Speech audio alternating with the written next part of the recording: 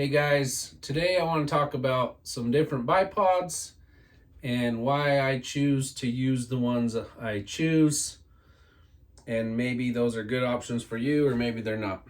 So there's lots of different bipods here, and I'm going to try and go quick because there's a lot to talk about and go through, but bear with me. There's a lot of different bipods for a lot of different reasons. And I have all of them, as you'll be able to see, and I use most of them. So this here is an Accutack. These are what I use primarily on my air guns, and we'll get to why. Back here, this is an Atlas. I'll kind of go through them.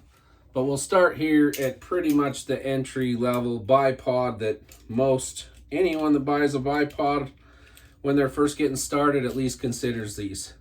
So these are the little copycat Harris bipods. They're spring loaded, which make for a reasonably fast deploy.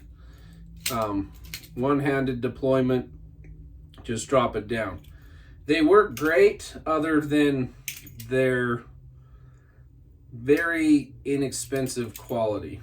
So they're not the best bipods, and really I would advise you to just pass. They're very cheap. You can pick them up from $20 to $30 or so, and frankly they're not much worth more than just sitting your rifle on the kitchen counter. But they are modeled after this Harris bipod, and for years this was the go-to bipod. And even in today's world, this bipod will absolutely do everything you need it to do. They're great, they're robust, they're quick deploy. They come in various different sizes. This is a small one, and various different configurations. You can get ones that swivel, that pan, that can't, all sorts of things. Now this one has an upgraded ADM mount, which is a great mount if you're running Picatinny. But this right here is what I would consider the bottom line. And I'm not sure what the going rate is. They're probably, 80 or 90 bucks, maybe $100 without the clamp, plus or minus. It's been several years since I bought one. So that's kind of where it starts. And this is a little more close-up view. It's just a quick release clamp. So these clamps actually came off of my Atlas bipods. And I switched them because two reasons. These are Picatinny and they require this little release lever. And now I'm running Arca, and these Arca clamps from Gray Ops, you don't need any release. It's just flip it open, flip it closed. And I absolutely love these clamps. As you'll see, I have several of them. So this here is an older Atlas.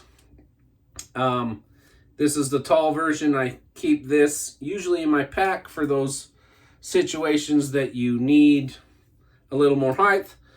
But this is what I would consider a good at a lot of things, but not great bipod. I by far have the most of these. However, they're more of this model. So they operate very similarly. So we'll show you this one. This is the CAL model, which stands for can't and lock. So this will allow the base, man, it's nice and tight. It will allow the rifle to cant side to side if you're on uneven terrain, but it won't pan in this direction.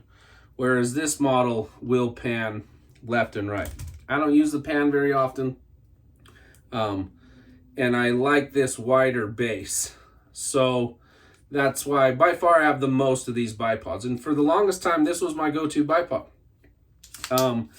They've been very well for me. They have, some length flexibility. These are the shorter models, but it'll still get up there fairly tall and nice and short. And then you can run these legs, forward at a 45 degree, backwards at a 45 degree, or a 90 degree. And again, by far, I own the most. I don't even know. Probably have 7 or 8 of these things. And I've really enjoyed them. However, in the last 6 months or so, I've started to have a couple of issues. Now, disclaimer, I beat the crap out of my gear. I don't baby it at all, and I'm not soft with it. I'll chuck it in the dirt, I'll throw it off my rifle, I'll ram it into a barricade. But that being said, I've had a couple of occasions where the legs just get stuck. I think they get dirt and grime built up inside of them. And although it's been an absolute great bipod for many years for me, it's frustrated me. I have several of them, and I've had this problem on multiples of them. And so it's left me looking for another option. This here is an Accutack bipod. And this bipod is by far the most robust, rock solid bipod that I have. I have a couple of them. There's one here, this sweet gold version from Armac. If you don't know how you get that one, look up Armac and come get one next year. But these are both the wide body model, which again I really like because it has a very wide footprint. They're quick to extend, but they don't offer a ton of height. They're very low, and they're rock solid, and they're heavy, which is why I love them on my air guns. So the air gun platform is a little taller. If you put a regular bipod underneath it, they all tend to be pretty high.